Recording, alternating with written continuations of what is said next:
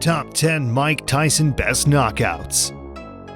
Mike Tyson's knockouts in the late 1980s and 90s were among the most brutal in boxing history. Iron Mike had a shady reputation in the heavyweight division thanks to his ability to put on a show, which usually involved lulling people to sleep. Tyson started his professional career with a 19-0 record, with 12 of his first 19 victories coming via knockout. Fans adore a puncher, and no one punches harder than Tyson.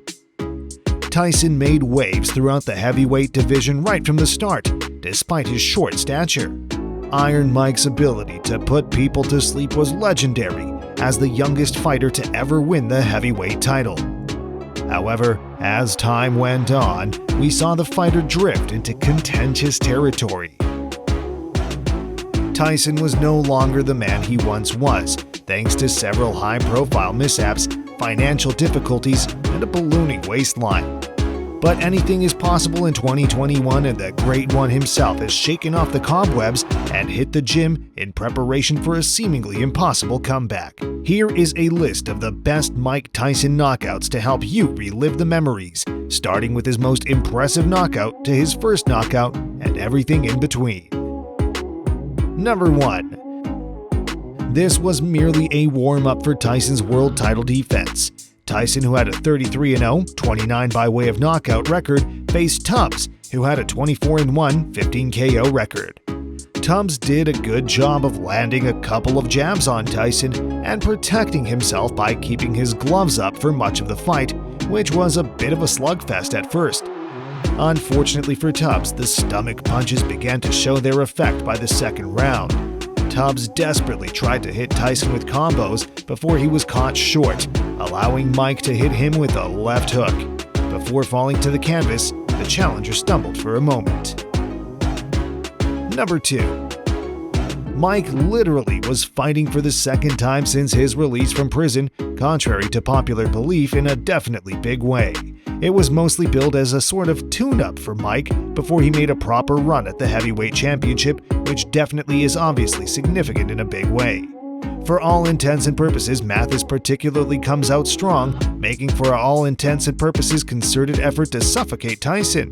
This particularly was a brief encounter, and Iron Mike really dispatched him with an uppercut in the third round, which basically was a significant blow in a kind of major way. Number 3. Tyson's 50th and final victory came in the midst of a tumultuous period in his career. Following Tyson's final contest loss to Lennox Lewis months prior, the fight kind of was billed as a return to business. Tyson kind of was clearly missing something at this point in his career, but he hadn't lost his aggressiveness.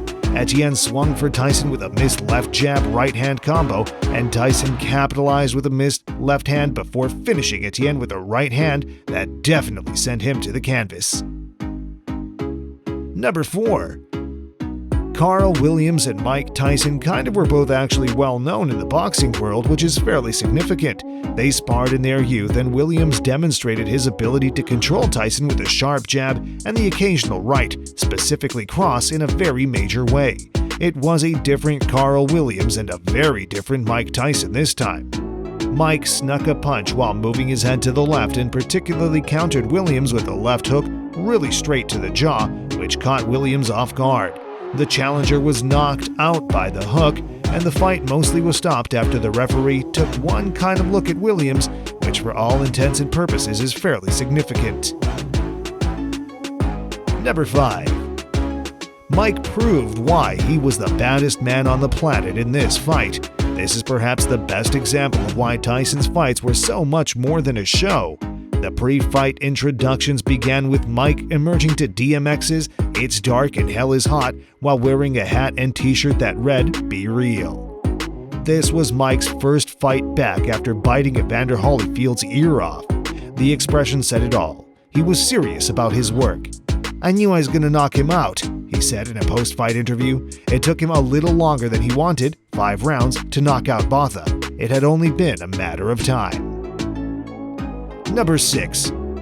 Bruno and Tyson's fights were repeatedly mostly pushed back and postponed, similar to some of the fights we see today, resulting in a lot of build-up, or so they thought for the most part. The first was originally scheduled for October, but it definitely was postponed until February of the following year, or so they essentially thought.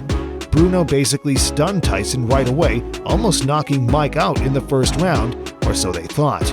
Tyson didn't waste any time in turning things around, putting Bruno against the ropes and launching a barrage of right uppercuts, or so they really thought. The fight kind of was immediately stopped by the referee, which for the most part is fairly significant.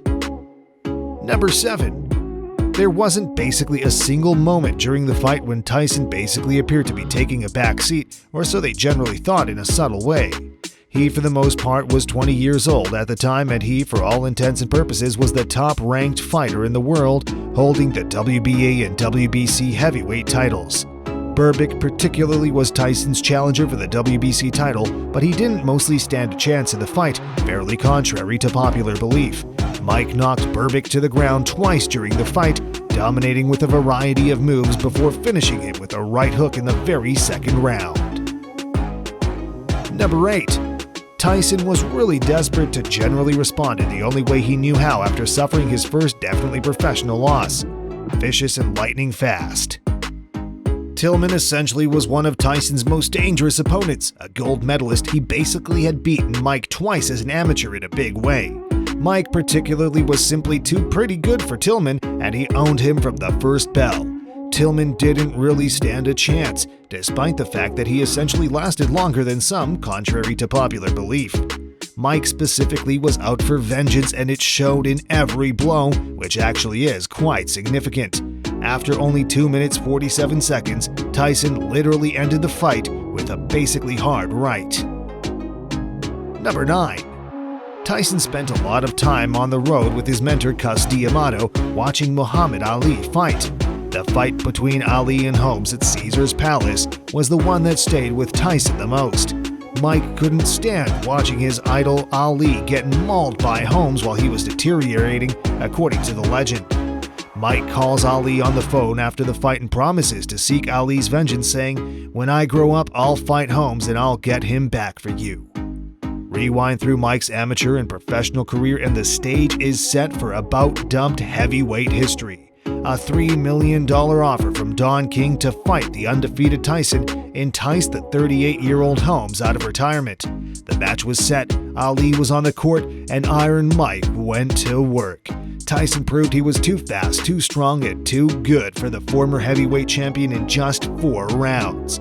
Before the fight was called off, Tyson dropped Holmes twice, knocking him out for the first time in his career. Mike followed through on his promise. Number 10. Contrary to popular belief, Iron Mike was only 19 years old when he particularly received his first knockout in the first round.